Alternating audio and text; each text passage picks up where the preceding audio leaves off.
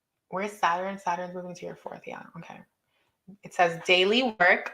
And then it says you can heal your life. Okay. So let's start with this. It says exercise. Okay. So the exercise says, I love myself. It says, I assume you are already saying, I approve of myself almost nonstop. This is a powerful foundation. Keep it up for at least a month, right? Because she was teaching how to do like self-work affirmations and things like this. So now take a pad of paper and at the top write, I love myself, therefore, ... Finish this sentence in as many ways as you can. Okay, you can screenshot this if you would like. Finish the sentence in as many ways as you can. Read it over daily and add to it as you think of new things. If you can work with a partner, do so. Hold hands and alternate saying, I love myself, therefore, ... The biggest benefit of doing this exercise is that you learn it is almost impossible to belittle yourself when you say you love yourself. Okay. Exercise, claim the new. Visualize or imagine yourself having or doing. This is what we speak about all the time on here, right? About manifestation. Visualize or imagine yourself having or doing or being what you are working toward. Fill in all the details. Feel, see, taste, touch, hear, notice other people's reactions to your new state of being. Make it all okay with you no matter their reactions. Love it. Yeah, call it in, right? It's not just about thinking and wishing and dreaming. It's actually anchoring it into your physical body, into your cells, right? Manifesting it and watching it materialize. That's the earth element, guys. Okay. So exercise, expand your knowledge, read everything you can to expand your awareness and understanding of how the mind works. There is so much knowledge out there for you. This book is only one step on your pathway. Get other viewpoints, hear other people say it in a different way. Study with a group for a while until you go beyond them. This is a life work. The more you learn, the more you know. Okay, this is so in line with you, Sag. Like you guys are all about like spirituality and higher learning and like very nice. Okay, the more you practice and apply, the better you get to feel and the more wonderful your life will be, period. Okay, doing this work makes you feel good. Begin to demonstrate results. By practicing as many of these methods as you can, you will begin to demonstrate your results of this work. You will see the little miracles occur in your life. The things you are ready to eliminate will go of their own record. Will go of their own accord. The things and events you want will pop up in your life seemingly out of the blue. You will get bonuses you never imagined. I was so surprised and delighted when after a few months of doing mental work, I began to look younger. Today, I look 10 years younger than I did 10 years ago. And so it is. I claim it.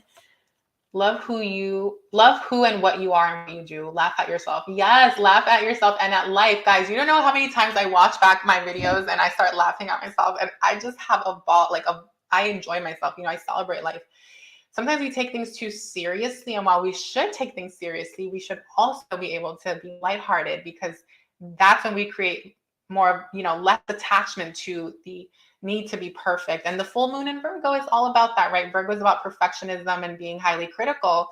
And so this is a time to release that as well. Okay, so if you guys enjoyed this reading, please hit the like button, leave a comment down below, my beautiful Sagittarius. Let me know where you have Sag in your chart. Are you a sun, moon, rising, Mercury placement? Yeah, I would love to know. I have Jupiter in Sag, and I'm so grateful for that placement. Okay. Sagittarius is a really interesting sign. It's my opposition with all my Gemini energy, but I'm learning about it more and more as I get older and stuff. So yeah, welcome to the channel. If you're new, be sure to hit the bell when you subscribe. And for those of you who would like to book a personal reading, definitely check out the description box. But otherwise, you can catch me every Saturday at 1 p.m. on Saturday Tarot Live, where I answer all your questions live. So I look forward to seeing you on there as well. And be sure to check out your other placements for this reading. Timestamps will be posted when I'm done. Happy full moon in Virgo, Sag. Powerful.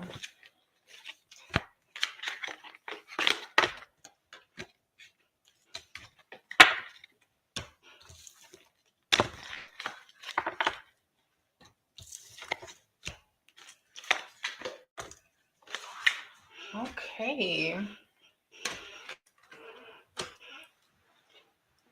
So now we're moving on to Capricorn.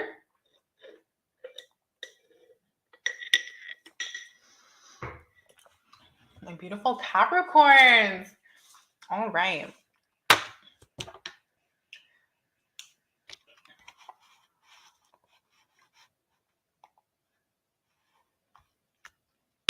Thank you to everyone that's tuned into the live. At any point during tonight, I do appreciate you guys. 3:28 is your timestamp. Wow, number 13. Welcome Capricorn, Sun, Moon, and Rising, as well as Mercury, to your reading. Wherever you have Capricorn in your chart, this will resonate. If you have Capricorn ruling your natal 6th house, then this especially will also resonate with you. But let's go ahead and get into the transits, you guys. I am picking up with the number 13 as the timestamp that there's a lot of like clearing of karma, right? A lot of karmic contracts and soul contracts being completed for you at this time. And a lot of you are being liberated, Capricorn, from a lot of the heavier things, okay, and sides of relationships and things like this. But let's look at okay, the full moon is transiting your 9th house, right? For my Capricorn risings, but Capricorn, Sun, Moon, and Mercury and all other placements will experience this as well. Saturn is moving into your 3rd house. So if you didn't check out that reading, definitely check it out. Okay, it's moving on Tuesday, the same day as it officially moves in, the same day as this full moon. Okay, I'm going to cleanse the space. I feel like cleansing.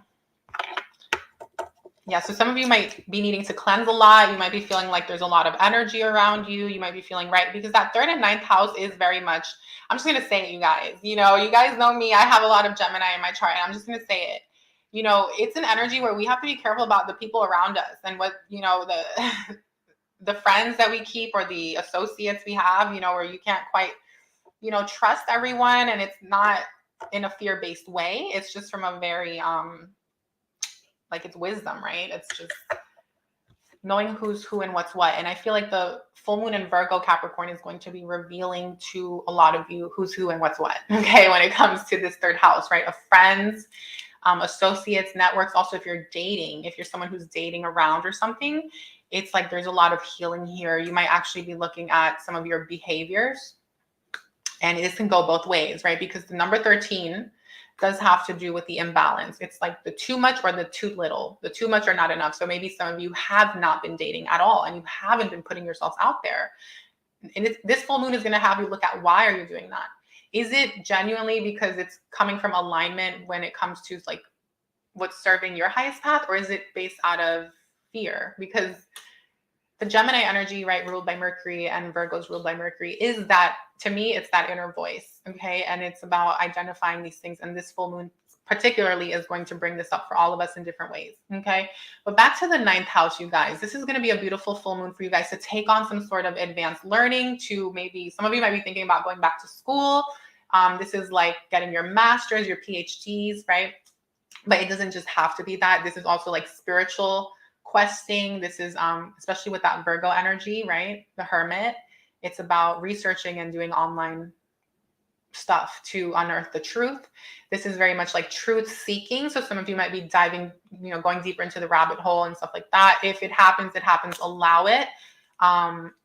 My beautiful Capricorn, because you might be learning some deeper truths about what's going on collectively and in the world. Okay. What else? Yeah, it's ultimately, I think it's a beautiful time for you to come into full alignment. I actually think this full moon is going to be working for you, like supporting you, right? And getting back into your like routines, into your schedule, into some sort of spiritual work, spiritual practice here. With that Pisces, I mean, I'm just thinking though, because with the Pisces Virgo opposition and then the Sagittarius, oh no, this is Capricorn, but the 9th house square, right? It's like you're going to be like also like forced to look at, yeah. Okay, let's just get into the cards. Let's just get into the cards, and then I'll keep on adding onto what I'm saying. Welcome, Capricorn. Also travel, right? Some of you might be planning a trip because that 9th house is our travel. Also Jupiter, guys. Jupiter, right? Jupiter is in Aries right now. It's bringing in good fortune and abundance. So there's something here for you about good luck. Oh, and here comes some money energy. Let's go. Capricorn, is that the 6? No.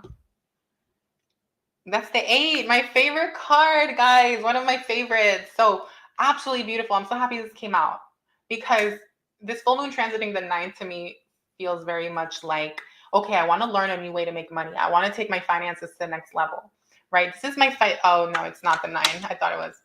It's the eighth, right? It's about how can I learn a new way to make money or make my money work for me. So for some of you, you might be looking at getting into real estate or learning about investing your money in certain markets. But the key with this card is about, wait,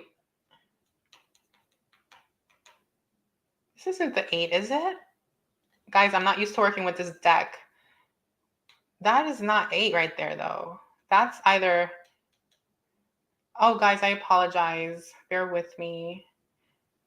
Of course, this is happening during the Capricorn reading. I made a little mistake in one of your readings before. That's not it. Let me just quickly look at the Roman numerals online. Yeah, that's the 9. Okay, good. Even better, right? It is that financial freedom energy. Okay, so let's retract what I said about learning about how, well, no, it is still learning because ninth house, eighth house is still learning, it's still education, and it's about your finances. Okay, Capricorn, so you're being given an opportunity to free yourself financially in some way. This is also multiple streams of income. So for those of you who are like working a job and wanting to build something on the side, this is a very prosperous time for you. The full moon in Virgo is the time for you over the next 2 weeks to, okay, and I keep saying this for a lot of people, but it's true, right? It's to research, to go online, to get answers, to obtain more information. Mercury in Pisces, right? Mercury is in Pisces right now, our dreams, in order to make our dreams a reality. Okay. And so for many of you as well, this is currently whatever you've been doing at your jobs, your careers, whatever it is, I'm seeing it's a very abundant time for you. So if you want to take a vacation or plan a trip, do it. Okay.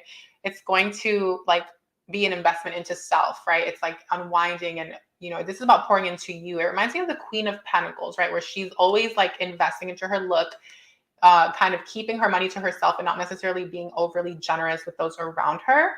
Except that with this energy, you can be generous when it comes to how you're investing and allocating funds. So for example, if you have children, family members, to me, this is my, buying an Airbnb card. This is my finally being able to invest into real estate. And guys, you don't even have to use like your own money or all of your own money, right? For those of you that are like involved. And this energy here is also about taking something to the next level, guys. I'm sorry, I'm excited, Capricorn. But the ninth house does indicate, needing to learn more, but it's not necessarily like, okay, I will say this, guys, because not everybody's investing, not everybody's wanting to do that. I get that. Okay. So this is for those of you who are like focusing on expanding in your careers, expanding at work, wanting to move up the corporate ladder as well, right? This is about, there's something that you could do, like a certification, a program, getting some like a certain credential or something else, like going back to school that's going to support you. Okay.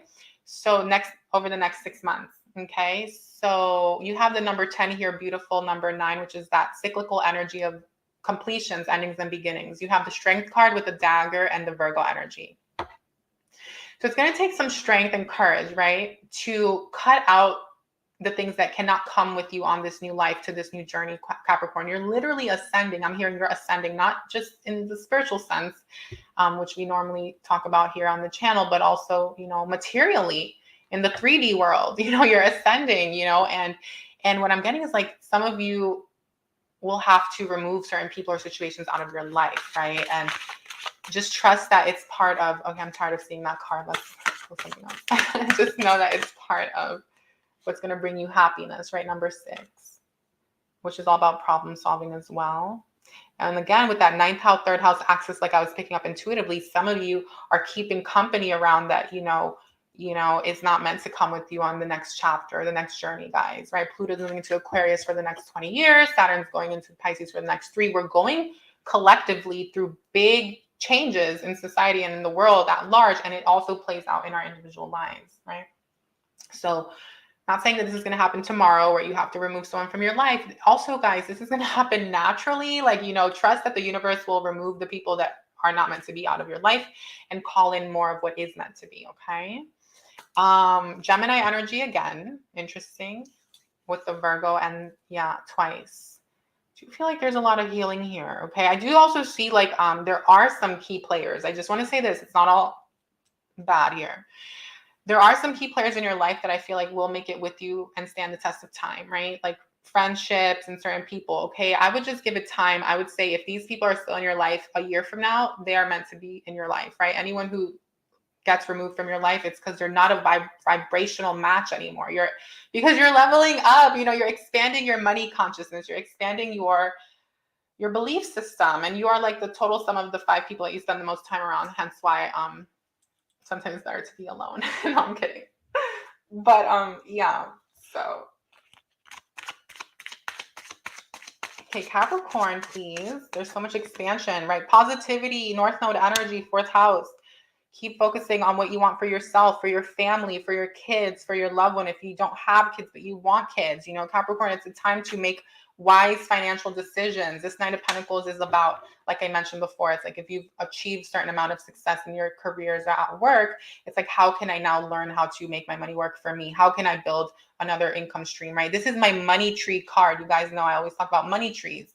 It's about you have one apple tree that's bearing you fruit. Now it's time to sow a new one, even if it takes 5 years, to make some money here. But okay, so duality number 27. Yeah, you've been learning the lessons, right? Of life, the life lessons of that dualistic nature of this realm, of this 3rd dimensional realm here. And this does speak to I just want to say this. This is a number 9. Okay. So here comes a number 9 confirming to you, right? Some of you are learning something here, going back to school. There's also something about getting into natural healing for some of you. I just want to say that. And the color yellow, right? Your solar plexus chakra. But back to this. To me, this reminds me of the 2nd house and 7th house energy when it comes to our finances, right? And this is about the work that I do for myself, number 2, versus number 7, the group, the team. So some of you might be expanding. So if you're like an entrepreneur or business owner and you've been doing things on your own, this is like, okay, now I can actually hire people. Now I can actually have a team. If you're someone who like is just getting into like becoming an entrepreneur, wanting to build something, it's absolutely beautiful. I'm getting that networking is going to be your key to success here, right? 3rd house, 9th house, right? But here comes the 7th house as well, which is a relationship house. Some of you are not alone, right? Capricorn, some of you have a significant other. Beautiful. I love this, like I just see a lot of abundance. Like it's a very abundant card, right? Like there's no other way to slice it and dice it. Desire, Gemini, Cancer energy, keep on calling in what it is that you want. And that number 3 is about our inner voice. It's the Trinity. It's the mind, body, and the spirit. It's the masculine and the feminine parts of self integrating and ascending into God, goddess consciousness, right? Creator consciousness, creating with source, not being separate, right? You are not separate. Cancer energy, it's that also that beautiful energy as well, right? So yeah, keep calling in what you want. Believe in yourself. You have what it takes. And I'm feeling like it really does start in the mind, Capricorn, right? Because you have 3, which is Gemini, 9, which is Sag. Number 6 is another very cerebral energy. And this full moon in Virgo is very much that, okay? It's all mutable, right? Mutable energy. So it's a time to really make a shift in your life, right? Okay, let's do angel messages now. I also feel like a very rushed energy as I'm doing your reading. Like I feel very excited. So some of you might actually be feeling very excited and very chatty. Like you might feel the Gemini energy, right? Mercury's in Pisces. Like you want to just like, it's a great time to network is what I'm getting, and to socialize. Okay, to ask questions. I heard there's no such thing as a stupid question. Make it happen. Yes. Take charge and take action. Beautiful. I'm feeling you. Like I'm feeling that fire in your belly, Capricorn. I love it though. And say yes. Yes. Okay. There's opportunity and change coming in, right?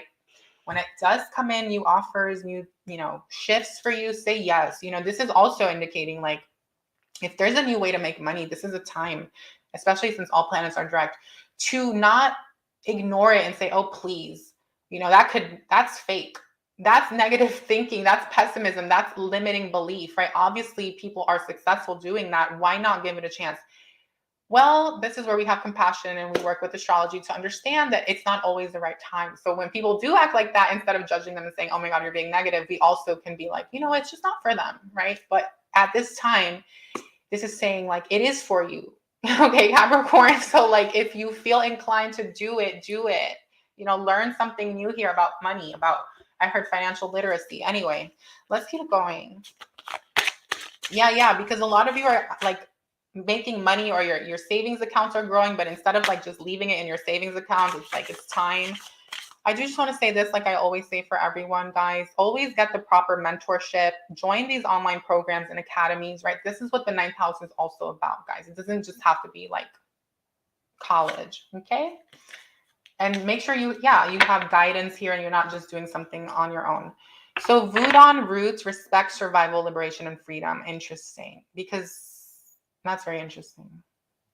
Number 6. So I'm feeling like this full moon is wanting you to honor your ancestors, right? Those that came before you, those that have gotten you where you are today, right? Through their struggle, okay, or their success, whatever.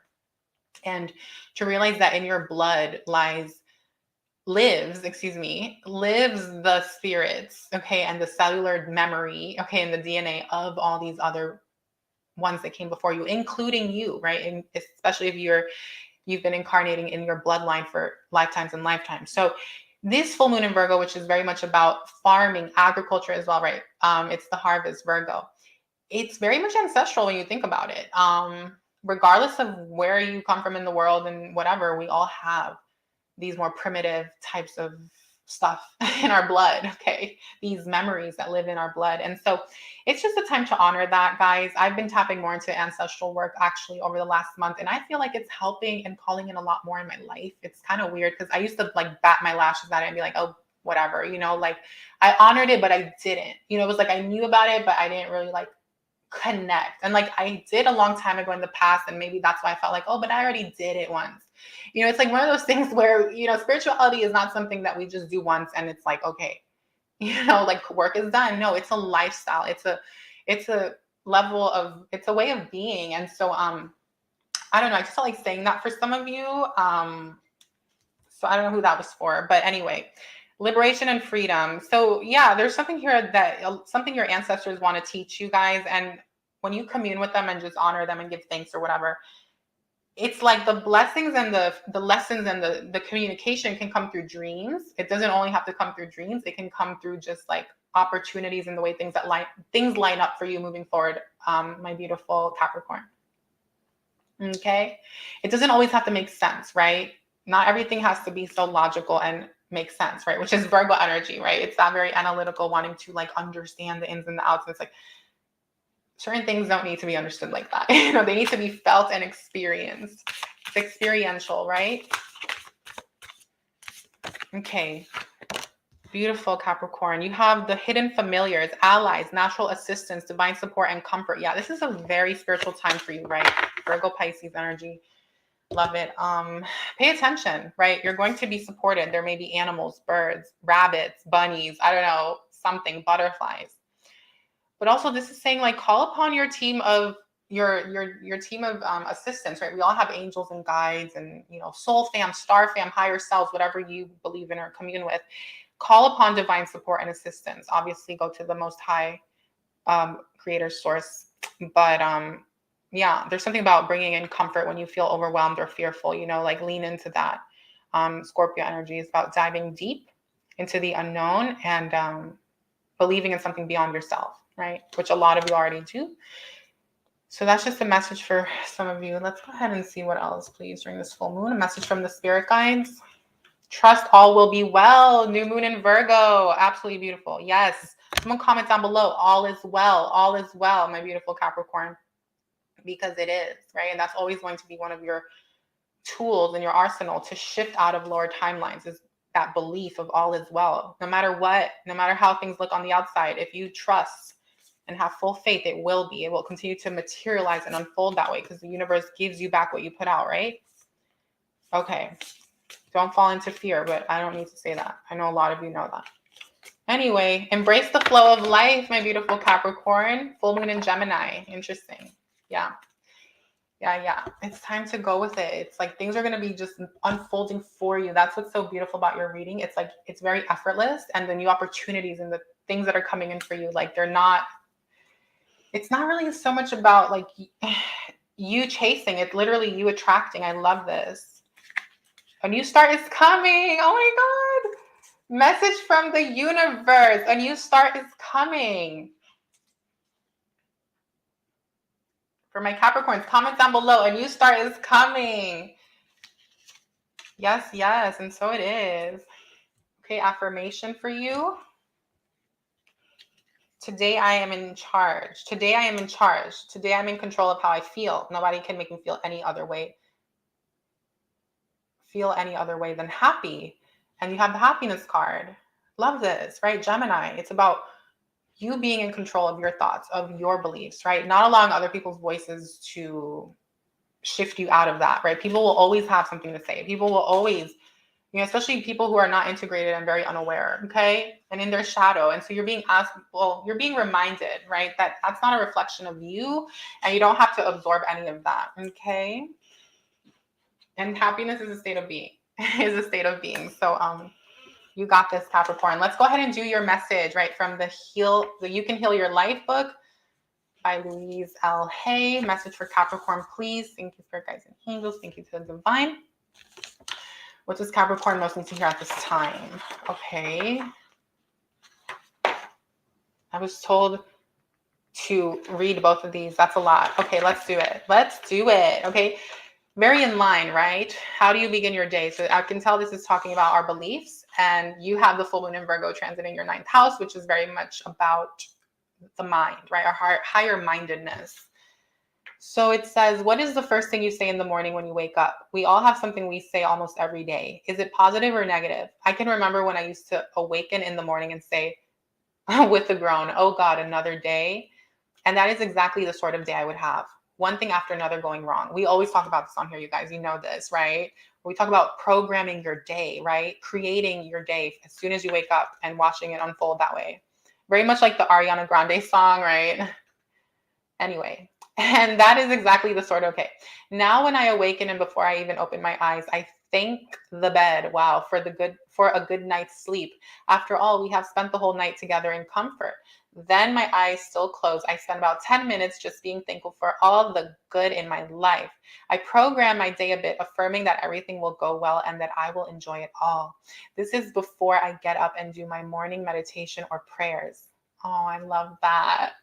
Okay, meditation. Give yourself a few minutes every day. By the way, you can screenshot this. Okay, and you have the number 113, right? 5, change, so, which signifies change. Also signifies communication in numerology. So I feel like a lot of you are going to be shifting the way that you show up with self, okay, and getting into like routine and making some of these changes, moving forward, which is really nice, guys, because this is like, how we have New Year's resolutions based on the Gregorian calendar, when we have New Year's in December and January. Well, it's the same thing now with Aries season, right? Moving into the beginning of the zodiac and starting over. So, okay. Give yourself a few minutes every day to sit in quiet meditation. If you are new at meditation, begin with 5 minutes. Sit quietly, observe your breathing, and allow the thoughts to pass gently through your mind. Give them no importance and they will pass on. It is the nature of the mind to think, so don't try to get rid of the thoughts. There are many classes and books you can explore to find ways to meditate. No matter how or where you begin, you will eventually create the method best for you. I usually just sit quietly and ask, what is it that I need to know? I allow the answers to come if it wants to. If not, I know it'll come later. There's no right or wrong way to meditate. Another form of meditation is to sit quietly and observe the breath as it goes in and out of your body. As you inhale, count 1, and as you exhale, count 2. Yeah, I actually have this one technique that I'll share it with you guys some other time. Continue counting until you get to 10, then begin again at 1. If you notice your counting takes you to 25 or so, just go back to 1. There's one client who seemed to me to be so bright and intelligent. Her mind was unusually clever and quick, and she had a great sense of humor, yet she could not get her act together. She was overweight, broke, frustrated in her career. Oh my God. This is funny. And without a romance for many years. Okay, that's sad. She could accept all the metaphysical concepts quickly. They made a lot of sense to her, yet she was too clever and too quick. Okay, oh my God, I know someone who is just like that. She found it difficult to slow herself down enough to practice over a meaningful period of time. The idea she could grasp so quickly on a moment by moment basis. Daily meditation helped her enormously. We began with only 5 minutes a day and very gradually worked up to 15 and 20 minutes. Yeah. Okay. So then this talks about daily affirmations. Do not believe in limitations, but you guys, we're gonna leave it at that. Okay. Because this has been a long video. But guys, thank you so much for tuning in, my beautiful Capricorns, my divine sisters and brothers. I love you so much. Thank you for all the love and support that you've shown here on Lena's Divine Tarot. It does mean a lot. And I will see you guys on the next one. If you're new to the channel, welcome. Be sure to subscribe and hit that bell so that you can get notified when I post future readings. And also check out your other placements. Catch up on your love readings. I did 3 readings: singles, couples, twin flames, and separation. All of that can be found on the channel's homepage by clicking on the playlist titles to get all 12 signs to show up. Otherwise, definitely catch up on any readings that you've missed, like the 6-month predictions or the Saturn and Pisces collective reading, along with your individual transits and tarot card reading. Otherwise, if you missed out on the love messages for the Venus-Jupiter conjunction, I would definitely check that out as well. And yeah, if you guys are interested in live readings, definitely you can catch me every Saturday at 1 p.m. where you guys can come on live with me and ask your questions and have them answered. Otherwise, there's a booking site in the description box, but I will see you guys on the next one. Happy full moon in Virgo.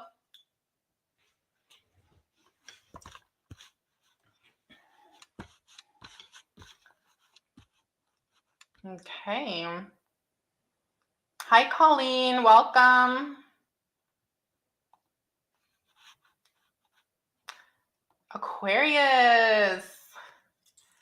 I heard this is a song about love. Aquarius, Aquarius. Okay, age of Aquarius. So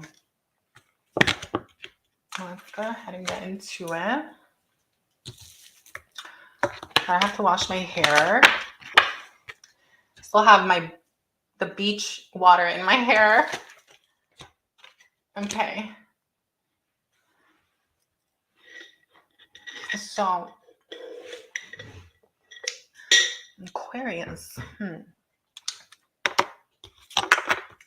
Okay, 3:55. 22. Interesting. Okay. Welcome, Aquarius, Sun, Moon, and Rising, as well as Mercury in Aquarius placements, or if you have Aquarius ruling your natal your 6th house in your natal chart, then this reading will also be for you.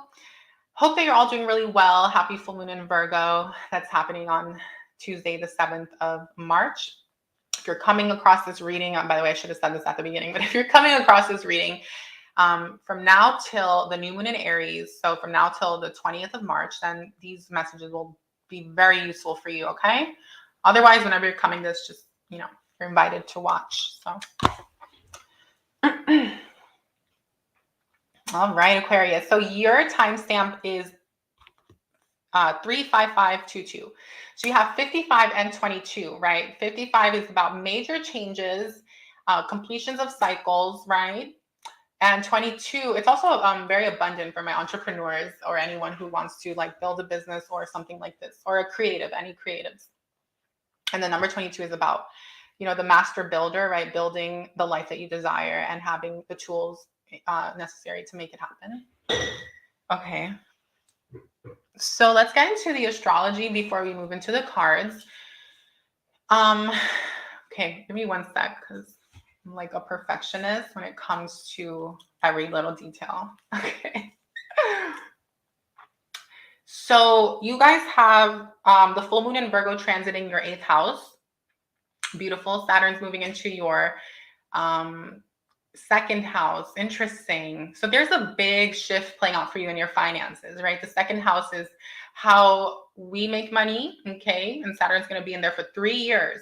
So there's going to be, okay, watch that reading, guys, if in case you haven't, but there's going to be a lot of Saturn is like the strict father that teaches us lessons. And then when we learn those lessons, we reap rewards. But because we're not all the way there yet, let's talk about Aquarius. I'm sorry, excuse me, in your 8th house, right? Full moon in your 8th. It's other people's money. It's the we, it's the team. It's my significant other and I, my business partners and I. It's other people's money. It's money from the bank. It's those loans. It's building a business, starting a business, right? That's the 8th house. It also deals with sex. It deals with sexuality. It deals with power play. Okay. It deals with, abuse as well. Okay. Where are we manipulative or abusive? And where are we keeping secrets? Where are we hiding things? Okay. So this full moon in Virgo is going to really unpack a lot for you over the next 2 weeks. And in whatever way that is, it's obviously also going to depend on your other placements in your natal chart. But I always say, like with the full moon energy, guys, it's not something we have to sit there and consciously think about. It's something that will just naturally come up when we least expect it. So don't worry, okay? And I feel like this is a beautiful opportunity for you guys to address these types of issues in your life. So let's say, for example, you've been wanting to get a loan, wanting to work with other people's money or funding for a business, startup funds for your business, getting that grant, getting that loan. Like this is a beautiful time to actually sit down on your computers or whatever the case is, and to like try to tackle that again, right? Number 8 is about continuation. So maybe you once had a goal or a dream and you never got it off the ground. Now is the time to revisit that. Okay. This is a time as well for you guys to like be very pushy, okay, for those types of things financially, right? All planets are direct. It's a great time to sign on contracts, to start something new, okay? It's a time to really push for what you want and get it to go your way. So that's actually pretty auspicious. Same with, okay, there could be something about inheritance. I'm just going to say it, guys, because of the full moon in Virgo opposing Saturn in Pisces, the sun in Pisces, Mercury in Pisces, in that 12th house. I don't really think it's going to play out but for some of you, there's something about inheritance, money from, inheritance. Okay. So something could play out like that. Okay. Scorpio energy, 8th house deals with death and rebirth. Okay. But it's also a great time for you to like look at self and go within, right? Full moon in Virgo, to be introspective and look at any of the things I mentioned before. So, secrets, inner world, shadow, and things like this. It's just a good time for addressing these things.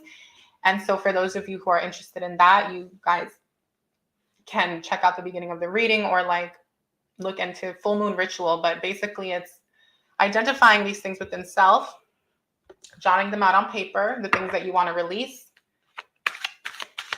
and writing that letter to God, the universe, and then burning it. Okay. Releasing it and purifying yourselves. Wow. The moon. I can't think of a better card, right? Because this is literally about secrets, about the hidden world, about, the things that we keep very deep within ourselves wanting to be revealed at this time. So it's important. I will say this. It's important to have a lot of compassion and empathy for yourself, Aquarius. Okay. For anything that may come up, guys. And it's indicating that, there's a need to mother yourself, right? The moon governs the sign of Cancer, which is the mother in the zodiac. And it's maybe something coming up about a mother. So for some of you, maybe your mother has Virgo in her chart, or she's a Virgo, or something to this effect. Or maybe you had a parent that was very abusive. For some of you, I'm just going to say it, right? 8th house, abusive, manipulative, right? There could also be some sexual trauma. Like, I hate to throw all of this on you, but this is literally how it's transiting your sign. And there's nothing wrong with this, you guys. This is actually kind of what I love to dive into, because it's what liberates us, right? So it makes us stronger, and we can finally slay those demons, slay those dragons, and move the F on with our lives, right? So it's just a beautiful time. And again, it's only for those of you who have these things come up. Because for some of you, it can play out in a completely different way, having to do more so with finances. So the moon is indicating, okay, this is a time for you again to unearth. The moon is about our intuition. It's about finding and seeking and revealing the truth, so maybe something has been kept from you. Maybe the universe didn't want you to know this creative financial solution to purchase your home, right? Because it wasn't the right time last year. Now it is, or it's about to be, or we're getting closer to, maybe property values coming down or something. So that can play out that way. Okay. Same with those of you in the stock market or something. This is saying, this is a time for you to really look at things and reevaluate, what has been hidden? What haven't there's something you don't know, Aquarius, that's a missing piece to the puzzle to your success. That's also something else is saying. And again, like I've been saying for everyone else, full moon in Virgo is all about, it's a great time. It's not all about, but it's a great time to research, to go online, to ask questions, to dig deeper, right? It's that like seek and ye shall find energy, which I love so much. And it's ruled by Mercury. And Mercury's in Pisces, and Pisces is illusion and just, like deception and things like this. So you guys are actually going to be questing at this time. You could be finding yourselves like being very spiritually inclined, like kind of, digging a little deeper. So lean into this energy, guys. It's absolutely beautiful. Sometimes we have to go through the darkness to come out to the light, just in time for the astrological new year, which is represented by fire, the light, the new beginning. So allow anything that's playing out to play out, my love, okay? Let's go ahead and pull your oracles. Happiness, interesting. Leadership, beautiful. You have 6 and 6. That's powerful, guys. Wow. This is amazing, right? Both of these are Virgo energies. Full moon in Virgo. You have Gemini twice, right? And then you have Libra, balance, harmony, and resolution. So I'm getting a lot here. I'm getting overwhelmed because there's, first of all, the 8th house covers so many things. And then here we have this Gemini energy that pulls us in more than one direction. And that's how you guys may be feeling. You guys may be feeling like you're being pulled in too many directions at this time. Like you have, it's like thinking about what's going to bring you. This is about you unveiling what is going to bring you the happiness that you truly want moving forward, right? The harmony, the justice, right? The calm after the storm, the harvest. This is the harvest, right? Both of these. But you might be feeling like your jobs, by the way. Yeah, you might be, because also Scorpio in the 8th house, right, is also representation of like having a lot of power. So some of you might have like more power at this time, moving forward over the next 6 months, a lot of responsibility in the workplace, in your careers, jobs, whatever it is you do. And as much as you are going to be embracing this leadership position that life is giving you, or being more in control, not in control, but like in charge, let's put it like that, like large and in charge is kind of what I'm feeling here, Aquarius, in some area of your life, right? This could be in a relationship. This could also be in friendships, okay? Gemini energy. I also feel like 2 people are coming together, okay? 6-6. These are 2 people that are integrated or doing the work on themselves and coming together. So some of you could be like going within at this time, to really figure out what it is that you want in this marriage, in this relationship, with this ex, with this twin, however you can apply that to your situation. There's going to be a lot of soul searching and deep diving, which is really what this full moon in Virgo is about. So it's interesting that the moon card came out. Yeah, you see, we're talking about a lot of things, and I know I'm throwing out a lot of different things, and that's because that's exactly how it's going to feel. It's going to feel a little bit overwhelming. But I feel like this is really saying, guys, that it's one of those energies where it's like, push through, don't worry, allow these things to come up, and trust that you're being led to your happiness. You're being led to like a life of fulfillment, and that in order for you to get there, these things need to be looked at.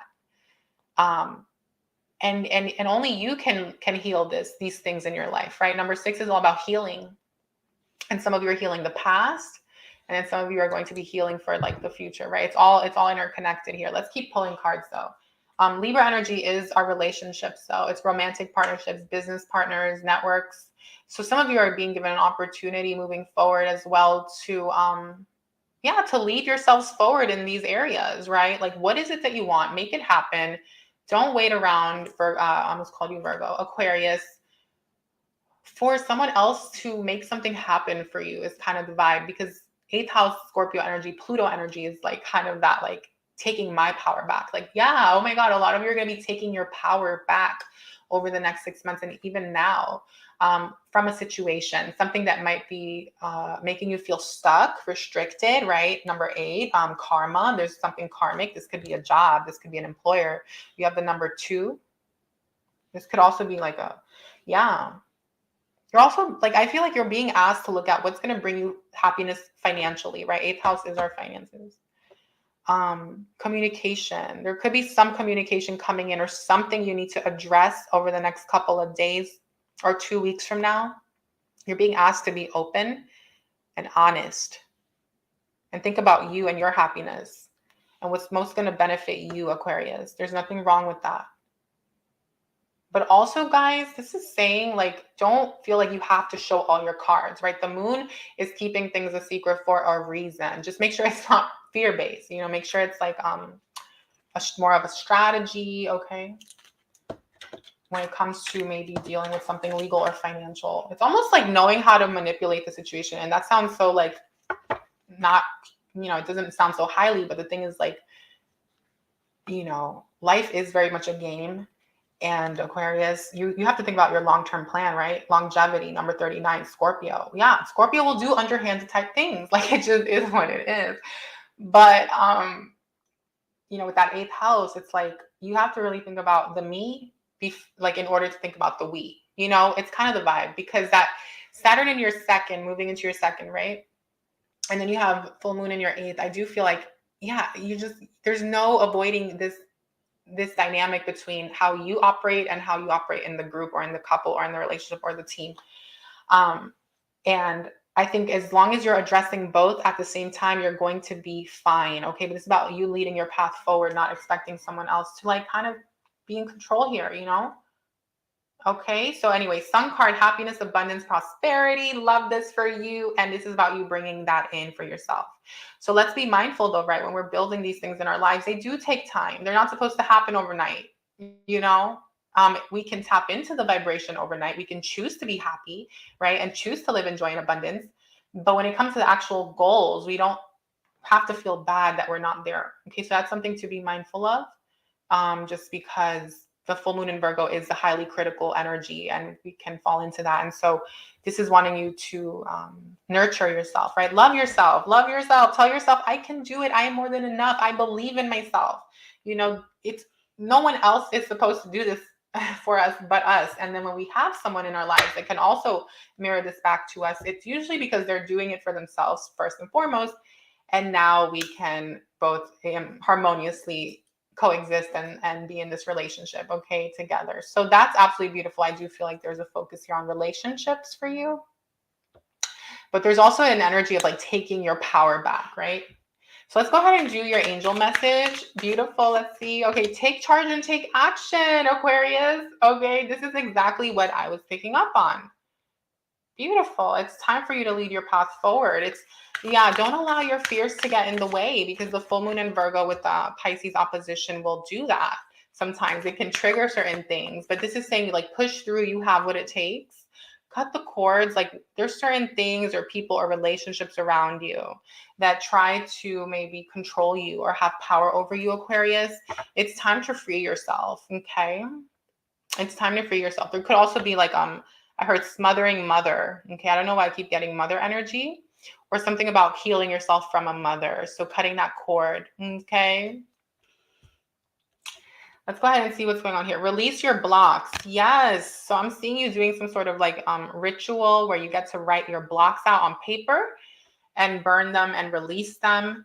You would want to then write out a letter recreating those things in the way that you want them, right? So instead of being like, you know, also you want to, when you write the letter releasing your blocks, you're going to want to, like, direct it as if those things are not who you are, right? So, like, I release these thoughts of, you know, feeling like I'm not good enough or feeling doubtful or whatever it is, you know, you want to write it out and then you want to burn that. Okay. And so releasing these blocks is what's going to support you at this time. It's a beautiful time to look at these things during this full moon in Virgo, as it is in any full moon, right? But particularly this one, because the Scorpio, you know, 8th house is the hidden. It's like the occult.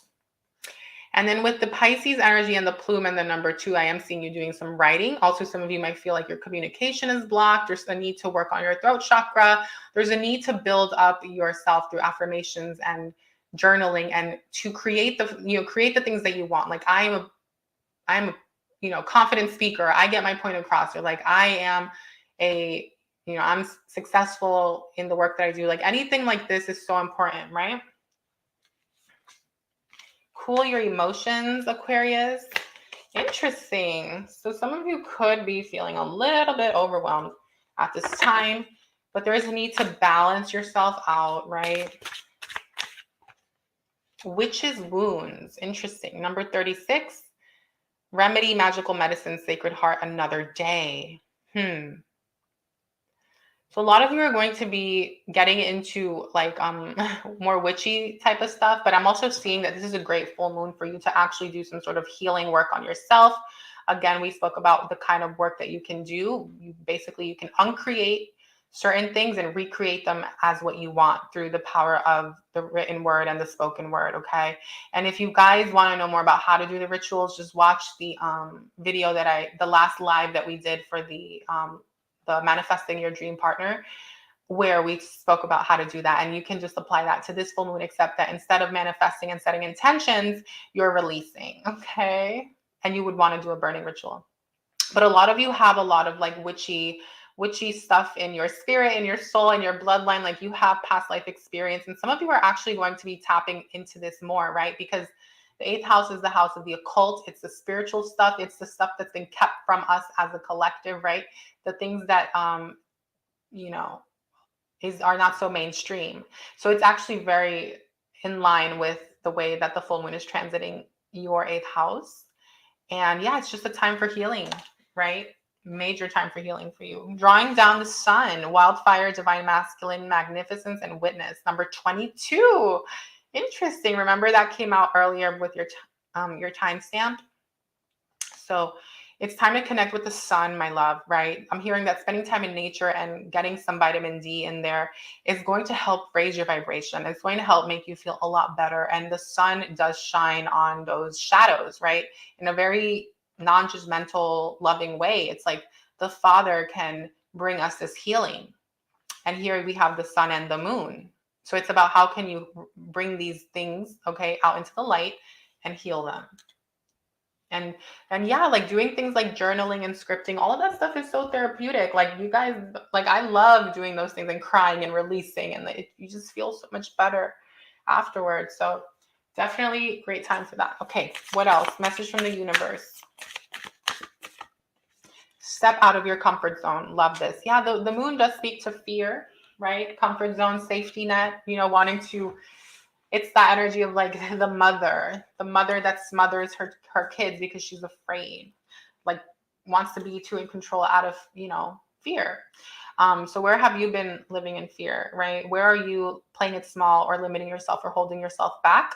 This full moon wants to reveal this to you so that you can transform this and really push for what it is that you want moving forward into the astrological new year. Okay, Aquarius.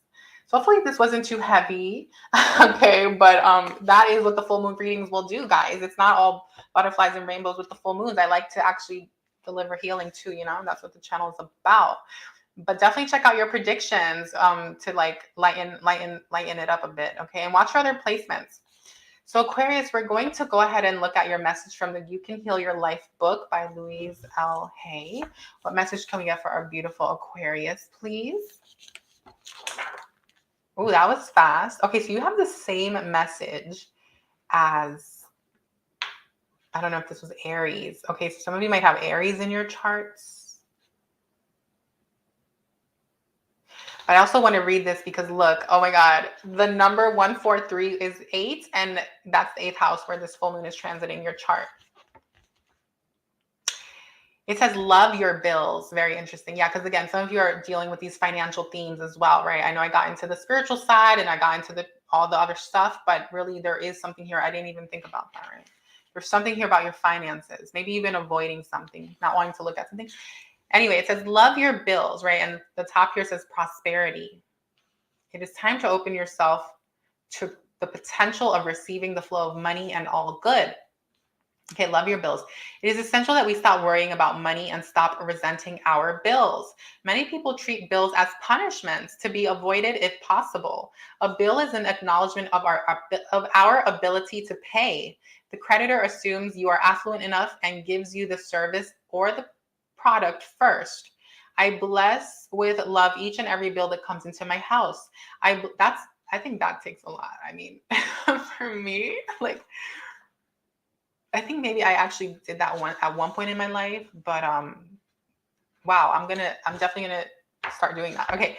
It says, yeah, I bless with love each and every bill that comes into my home. I bless with love and stamp a small kiss on each and every check I write. If you pay with resentment, money has a hard time coming back to you. If you pay with love and joy, you open the free flowing channel of abundance. Treat your money as a friend, not something you wad up and crush into your pocket.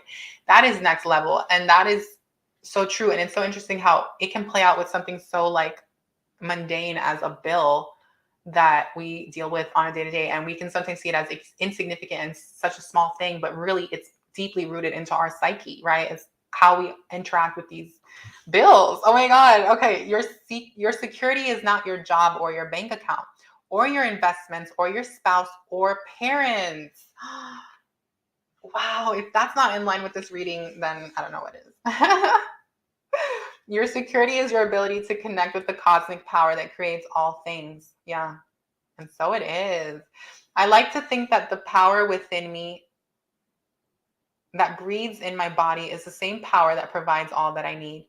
And just as easily and simply, the universe is lavish and abundant, and it is our birthright to be supplied with everything we need. Yes, yes. Unless we choose to believe it, the contrary. Right.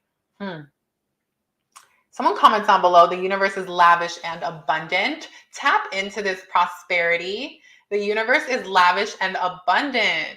Okay, that's powerful.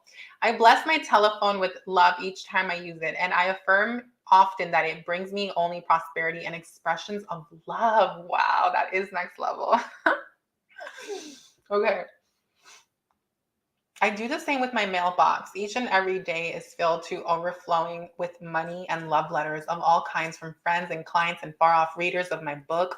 The bills that come in, I rejoice over, thanking the companies for trusting me to pay. I bless my doorbell and the front door, knowing that only God comes in, good comes into my home. I expect my life to be good and joyous, and so it is. Wow, guys, this is that is ritualistic, right? Living your life in prayer, like, I'm very intentional and I do things like that with a lot of things, but I've never even considered some of that. Like the doorbell stuff and the door, and yes, all of that. Yes. So wow, guys, I hope you enjoyed that. I hope that was of service to you. Like, yeah. Thank you for tuning in. Thank you for being here. Eighth house really does deal with our finances as well. I know a lot of people in the tarot community like try to like not try to, but oftentimes speak of it more in a spiritual sense. And normally I speak of it in money, but today, obviously, different messages wanted to come out. And yeah, I'm glad we got that message, right? I think we covered all areas for you, Aquarius. And if you enjoyed the reading, please smash the like button. Welcome to the channel. If you're new, be sure to hit that bell when you subscribe so that you don't miss out when I post future readings. Welcome to the Divine Fam. Thank you for all of you who have been a part of the Divine Fam. Shout out to all of you that have been commenting on the recent videos and liking and all of that stuff.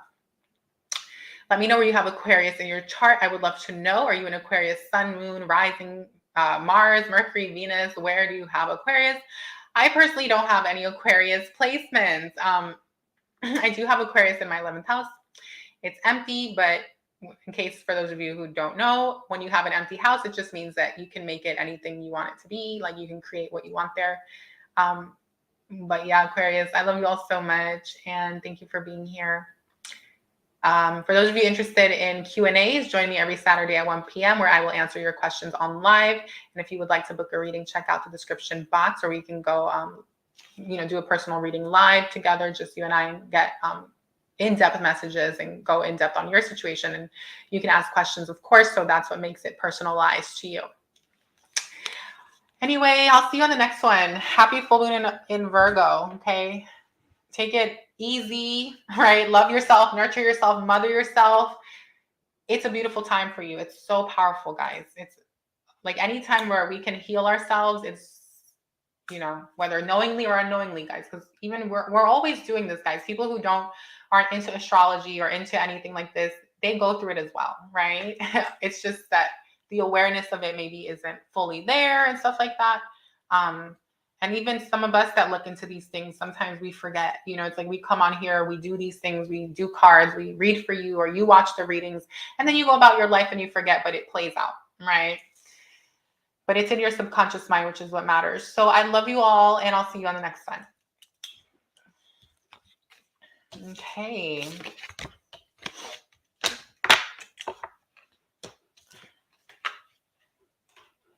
Decía que te llamaba como te tocaba. Quería que me pasara por tu casa. Y yo no puedo dormir en tu almohada. Tú eres un... Oh my gosh, it's 9. Oh no. The supermarket closed. Oh wow.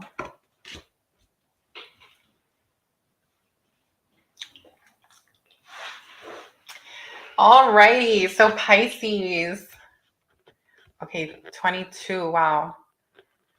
Welcome, Pisces, to your reading, my beautiful Pisces. I hope that you're doing really well. Your timestamp was 4:23 on the dot. I did see 4:22:59, so the 22 could be of some significance to you at this time, but let's go ahead and stick to the 4:23, which adds up to a 9. And 9 is absolutely beautiful. It speaks to a lot of abundance and prosperity wanting to come in, right? And you guys have the full moon in Virgo transiting your 7th house, okay, for my Pisces risings. And, you know, you have Saturn, okay, moving into your 1st house on the 7th of March. We have Mercury in your sign, and the sun is obviously in your sign. So this is a beautiful, beautiful time for you. There's a lot of healing, Pisces. Let's go ahead and get into it, right? Let's see what's going on here. So with the 7th house, there's going to be a focus on relationships. There's going to be a big emphasis here on romantic partnerships, business partners, colleagues, your network as a whole. Okay, let me just change your ticker. And there may be a need to like really look at something here surrounding your love life, right? Why things played out the way they did. Some of you could be releasing an ex, healing from a past relationship. Others of you might find yourselves in a space where you are now feeling like you can move on and create what it is that you want. Now, I will say this because Saturn is moving into your 1st house. I know that a lot of you are in this process of like rebuilding and recreating yourselves, right? And it's very self-focused energy. A lot of you are going to be like very self-directed in the things that you do. And it's all about you and really making sure that you're taken care of, right? But I feel like in turn, it's going to call in, and this was similar to, I think Virgo. It's going to call, no, I don't remember who, but it's going to call in this, Virgo, this relationship, okay, that you want, or this future love that you want. But I do see this full moon being more of a healing point for you and a turning point, okay? Now, there is a need to like balance out the practical side with the spiritual side. So wherever you've been neglecting one or the other, it's time to bring that into balance, right? 7th house is also harmony and balance. There's a energy here of the way we manifest material wealth and what we do with it next. So some of you could actually find yourselves redecorating the home at this time in the next 2 weeks, or wanting to like move things around, or like something about the home and like your space, as well as your look and your image and the way you show up. Okay, there could be something here with the full moon in Virgo, because to me it's giving very much refining yourself, right? Healing yourself, maybe, you know, tapering your look is kind of the vibe. Anything else here? A lot of practicality from an entrepreneur. Is beautiful time for you to push through, but it's also saying like, where are you being overly critical? Where are you believing things that are misplaced about you not being worthy to be in this soulmate connection or a twin flame, or to find true love? You know, some of you are actually going to be facing that.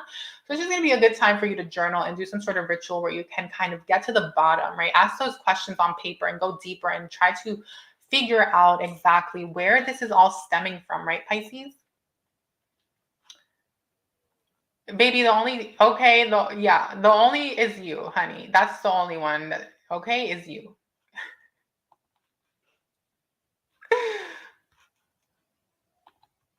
Anyhow, so basically, like I was saying,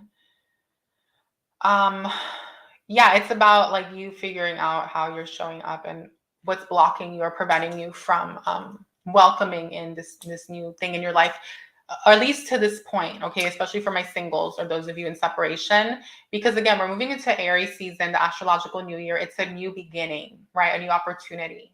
So it's about clearing the remnants of what's out of alignment when it comes to that inner voice, inner self, right? Pisces, Virgo axis, and making sure that you are doing that diving deep, okay? But it is about your seventh house, right? So let's go ahead and get into the cards.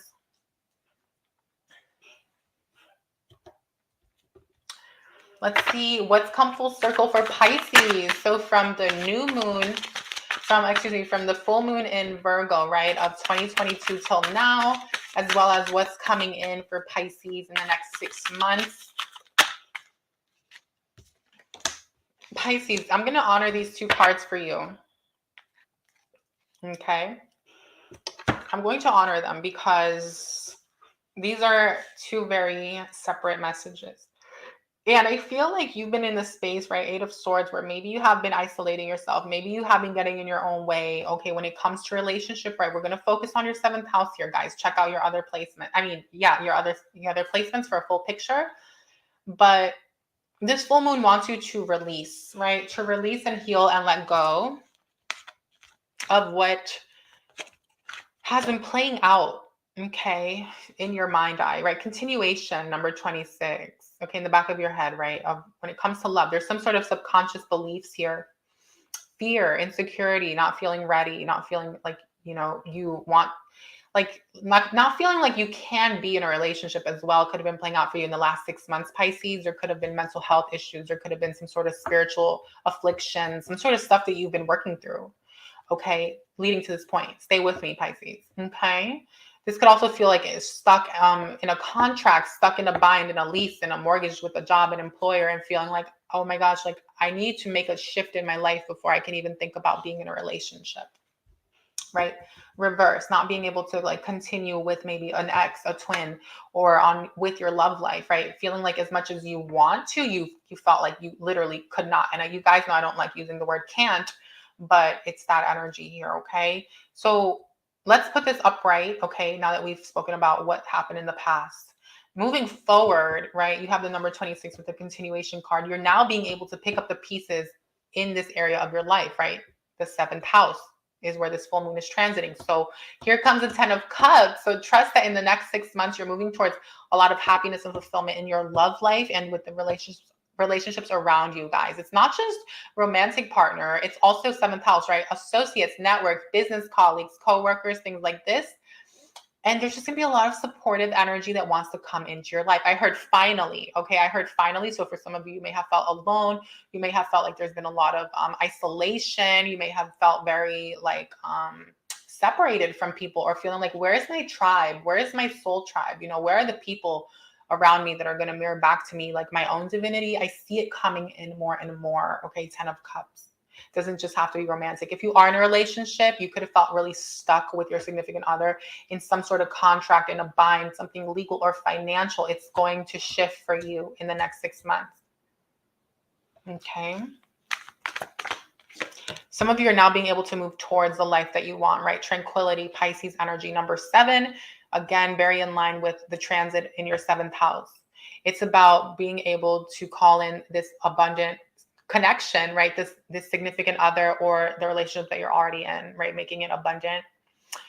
With the candle, it's making me feel like you're being asked to do a lot of candle work, a lot of prayer, a lot of meditation, right? Pisces, to create your dreams when it comes to your 7th house, to manifest it. Some of you might have given up or felt like giving up. And I feel like this full moon in Virgo is triggering this for you to bring it back up and to say, you know what? It's time to free yourself from this 8 of Swords and move to this. You're literally jumping timelines for some of you. Wow. Hope. Yeah. Oh my God. It's time to have hope. Whether this is about a twin flame or your love life in general. The number 11 for me is twin flame, right? Number 38. And you have Taurus energy, which can be signified as two people coming together to find balance, equilibrium, healing, and to get on the same page, Pisces. So this is absolutely beautiful, and it does not have to happen overnight. But this full moon does want to bring in this opportunity. And I am feeling inclined to say that it starts with self. It starts with you, Pisces, like healing yourself, forgiving yourself, realizing that you are more than enough, that you are worthy of a partner that's going to mirror these things to you, of receiving love, you know? This is what's coming in for you. Like, I love this, right? Saturn is moving into that first house. Like I mentioned, if you missed that reading, watch it. But it's about the work. As long as you do the work on yourself, you will be more than enough and okay to be in a relationship with someone else. All right. I feel inclined to leave it at that, but I'm going to pull two more. Purification and transition. Wow. 11-11, right? Twin flame, soulmate, whatever. Cancer energy, Taurus energy. This is very much showing, okay, you could have been dealing with a Cancer, by the way, or there is a Cancer or something. You might have Taurus, or you could have Taurus and Cancer. I don't know, but take that as you will. There's also Gemini and Leo and Scorpio and Libra and Aquarius energy here. We also have, Capricorn and Scorpio. But anyway, I want to talk about this first. Some of you have been going through a major transition in your life. And part of what we spoke about is feeling like you wanted to get certain things in order before being with that twin flame or being in a relationship, right? Getting your financials, getting, maybe certain things squared away here. But I feel like beyond that, guys, it's more so about your inner world, right? The mental health, the connection, the relationship you have with self, right? You did have Saturn in your 12th house for the last, I don't know how long was that. That was playing out. So you have been going through those deep transformational things on a spiritual level, right? But now it's time for the one, okay? And I know I keep talking about Saturn, but I feel like it's really a big deal because, it's not a coincidence that the full moon is happening at the same time as Saturn, right? Yeah, some of you have been cleansing your lives is what I'm getting, purifying your friend groups, really removing things that aren't serving you and people that aren't serving you. And now that you've broken free, okay, now you're breaking free, Page of Pentacles, King of Pentacles, whoa, and Ace of Pentacles, guys. It's like you're really being asked also to continue to focus on your finances, on you, on the things that you want. Okay, some of you might be meeting someone else or dealing with someone else, or your person, like both you and your person or whatever the case may be, are both kind of focused on the same things here. So maybe you marry each other or have similar energies in your charts, whatever the case may be. I see it being successful, right? Ace of Pentacles with the 9. Amazing, like financial freedom, new opportunities. I feel like this is all what's coming in now. Like next level, right, for you. You were going through a transition, a spiritual transition, right? And you've been going through those lessons and learning, and you're in your healing process. Continue mothering yourself, my love. Continue loving yourself. You have guardian angels. You have a lot of protection, angelic assistance as well, right? You're not alone, Pisces. This is absolutely beautiful. Gemini energy, okay, yeah. Something about purifying your own inner thoughts and the inner voice within self, which I see that you've been doing. Or something about friends, right? Removing toxic friends, fake friends, 5, anything that's been causing conflict, right? So let's go ahead and see what your angels want you to know, Pisces. This is absolutely beautiful. Happy full moon, guys. Happy full moon. Hi, Leslie. Welcome. Yes. If you have been feeling like you've been stuck, Leslie, if you've been feeling like it's been delayed, it's coming in, right?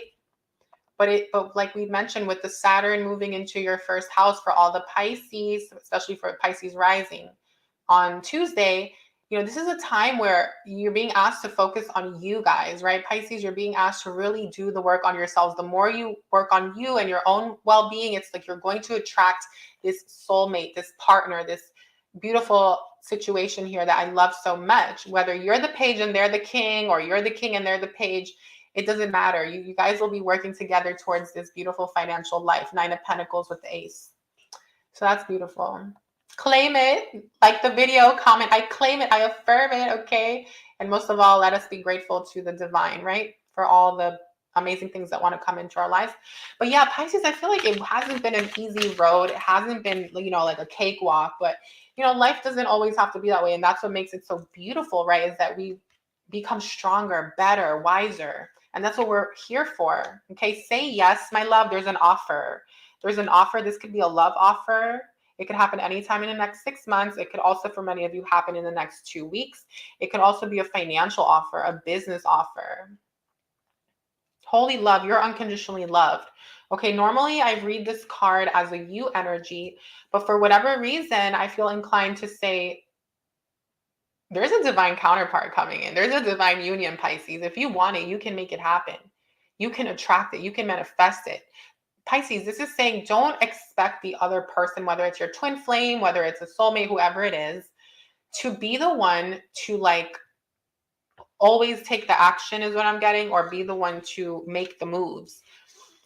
Or maybe this is saying it's not so much, yeah, it's like, no, I retract what I said. It's not that they don't make the moves. It's just that what I'm trying to say, Pisces, is that your belief system should not depend on the actions of someone else, meaning you shouldn't need someone to show you in order to know that you're worthy, right? In order to know that you are loved, in order to know that you're deserving. This is about you knowing it first and then allowing it to come in and not needing that constant codependent, like reminder validation type of thing in a relationship, which is what's been blocking you in the first place, right? Feeling like you've wanted someone to, in the past, I'm not saying this is how you're feeling now, and obviously not everyone's going to resonate with that specific message, but it's an energy of where have you been getting in your own way? It's time to get out of your own way. It's time to move forward, okay? And really have faith, okay? Oh, wow, romance and connection, beautiful. Pisces, interesting. Yeah, it's about you holding space and manifesting positive outcomes. It's not about you wanting someone else to do it or waiting around. It's about you are a creator. Continue creating more abundance for yourself, and you will have this happily ever after, regardless of outward appearances, guys. Okay. Anyway, let's go ahead and see what your spirit guides want you to know at this time. Attend to the details. Okay, very in line with Virgo energy. Love this. Okay. Yeah. It says last quarter moon in Virgo. Interesting. We're in the full moon in Virgo. So, there may be certain things, especially for those of you who are in a financial pickle, feeling like your financials are a mess, or you want to get out of a contract or a situation, right?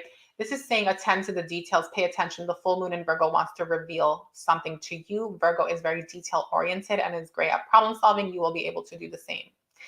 And with the continuation, I am feeling like if you're wanting to continue towards a path, a goal, a dream, like a business, a new job, a new career, anything like this, that there is also a need to pay attention to the details, because I heard the blank is in the details. The blank is in the details. What's the blank? The blank is in the details? The answers? I don't know what that means. The blank is in the details. The success? I don't know. So pay attention to that. But let's go ahead and do this now. Okay, let's see. Ancient amulets, fortune, protection, skills, and possessions with the second house. Beautiful. Taurus energy on that card right there. And you have the number 2 with the 11th house twice, which can go back, be reduced to 2. So for some of you Pisces, it's also, right, this abundance does not have to be just about love. This could also be abundance in all forms, financially, monetarily. A lot of you are addressing these financial burdens, these lightening your load, paying off debt, getting out of that contract, okay, whatever it is, over the next 6 months, just to not make you feel like you have to do this in 2 weeks, But basically, some of you might have like a crystal or a necklace or an amulet or something that was passed down to you, or you might want to program a crystal or a necklace to bring you abundance, to promote the abundance that you're calling in.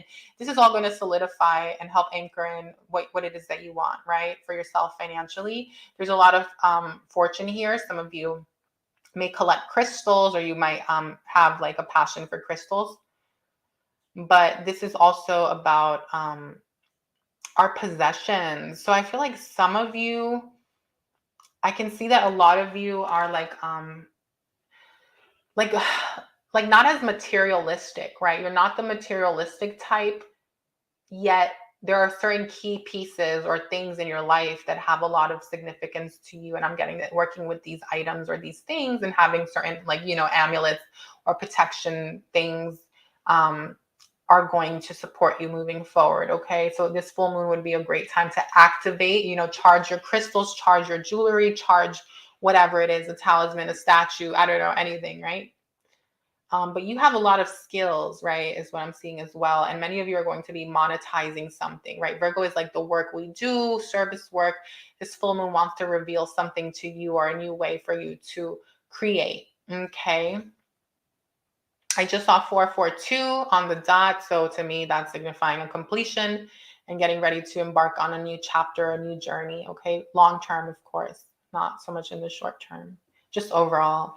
So let's go ahead and do an affirmation for you. Today, I will breathe. Today, as I face challenges, I will call a mental timeout. I will consciously breathe with my eyes closed and focus on slowing my inhalation and exhalation and exhale. My inhalation and exhalation.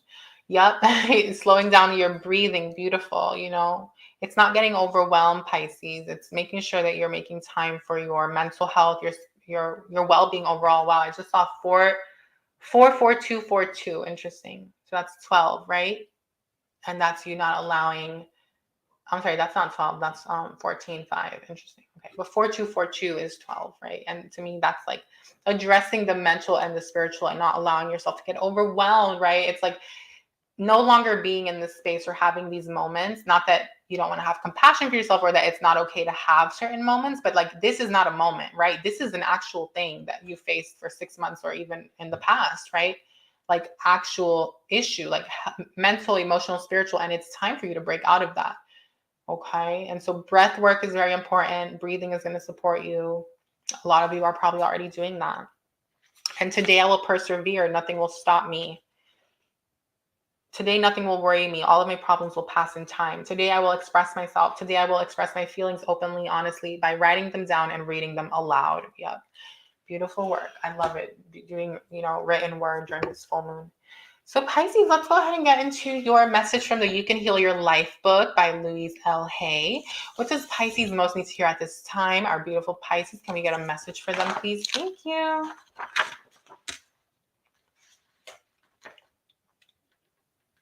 Okay, so I just want to read this here. It says new thought patterns, positive affirmations can heal and relax your body. And you have the 227 with the number 11, which you have twice. So a lot of you are actually like really learning or going deeper into your spirituality and healing yourselves. This full moon is like setting the course for the astrological new year where you're shifting out of like blocks and really moving into interesting. Pisces, you're the last sign. And look, we have the I'm seeing 444, by the way. Comment 444 if you're, oh my God, I saw 4444. So comment that down below. Oh my gosh. Now it just turned to 44444. 5 times, guys.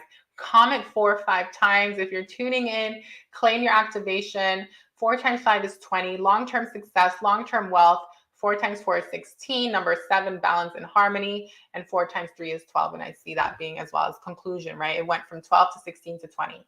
Conclusion, interesting, right? Chapter 16, my story, we are all one.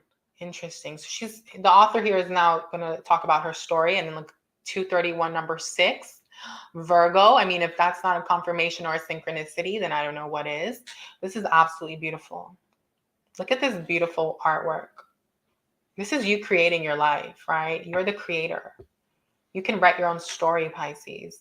That's kind of what I was saying here, guys. It's like you don't need the outer world to dictate your results or to dictate your reality. Like if you want something, okay, I just saw 44544, guys. Now I know I'm going a little crazy with this, but you're getting so many activations, guys. That's what it is. And I'm so hyped. I just saw 4455. So if you're here, I'm just grateful for you. If you're tuning in on whenever you're watching this, I'm grateful for you. Okay. Definitely like the video to claim it, tap in, leave a comment, 444, whatever you'd like. Yeah, we are all one, amazing. I don't know if I really want to read all of this. Okay. Well, she experienced her parents divorcing. That could resonate with someone. But I think we're just going to enjoy the images together. Let's do that. Look at that. The harvest, a basket.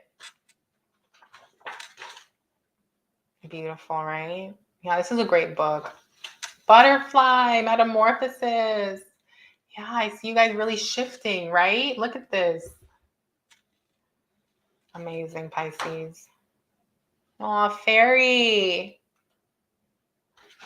Magical world, right? Not being afraid to be magical and believe in the magical things in life, Pisces. Like, I just see you moving towards a very lighthearted, abundant reality. This is giving me new earth. This is giving me 5D consciousness. This is giving me that the new earth is going to be materializing for you more and more. I'm seeing a lot of twin flame unions. It's amazing. Let's try to pull one little message. Okay. It says, do not believe in limitations, right? Upon arriving in California, it was necessary for me to buy a car. Not having owned a car before, nor having made a major purchase before, I did not have any established credit. The banks would not give me credit. Being a woman and self-employed did not help my case any. I did not want to spend all my savings to buy a new car. Establishing credit became a catch-22. I refused to have any negative thoughts about the situation or about the banks. I rented a car and kept affirming that I have a beautiful new car and it comes to me easily. I also told everybody I met that I wanted to buy a new car and had not been able to establish credit so far. In about 3 months' time, I met a businesswoman who instantly liked me. When I told her my story about the car, she said, "Oh, well, I will take care of that." She called a friend at the bank who owed her a favor and told her that I was an old friend and gave me the highest references. Within 3 days, I drove off a car dealer's lot with a beautiful new car. I was not excited so much as I was in awe of the process. I believe the reason, oh yeah, it took me 3 months to manifest the car was that I had never committed myself to monthly payments before, and the little kid in me was scared and needed time to get up the courage to make the step. Okay, exercise is I love myself. So it says, I assume you're already saying I approve of myself almost nonstop. But this is a powerful foundation. Keep it up for at least a month. Now take a pad of paper. Okay, someone else had this page and we didn't read what was before. We read only this. So maybe you were one of those signs. Maybe you guys have that placement. Let me know. But it says, now take a pad of paper and at the top write, I love myself, therefore, dot, dot, dot. Finish the sentence in as many ways as you can. Read it over daily and add to it as you think of new things. If you can work with a partner, do so. Hold hands and alternate saying, I love myself, therefore. The biggest benefit of doing this exercise is that you can learn it all. Learn it is almost impossible to belittle yourself when you say you love yourself. That was either the Capricorn or Sagittarius reading. Exercise, claim the new. Visualize or imagine yourself having or doing or being what you are working toward. Fill in all the details. Feel, see, taste, touch, hear. Notice other people's reactions to your new state of being. Make it all okay with you no matter what their reactions are. Yeah, this is absolutely beautiful, Pisces. I really like that a lot, right? It's about how your faith and your belief can really manifest. And that's what we're all about here on Lena's Divine Tarot. And so if you guys enjoyed your beautiful reading, please give the video a thumbs up, comment in the comment section where you have Pisces, or just let me know anything that you would like. It would mean a lot. But otherwise, I'm grateful for those of you that have been supporting the channel by liking and commenting and being a part of the fam. Stay tuned for more readings, my beautiful Pisces. I'm wishing you a lot of healing during this full moon in Virgo. And I'm so excited for what's coming in for you as well. For those of you interested in booking a private reading, definitely check out the booking site in my description box. But you can also join me every Saturday at 1 p.m. where I will be doing live readings for all of you. I go live on Saturdays and we do Q&As. So if you have any questions or would like anything answered, that is the place to do it. Saturdays at 1 p.m. Otherwise, I would definitely watch your other placements. And yeah, all the best to you, Pisces. Thank you for tuning in.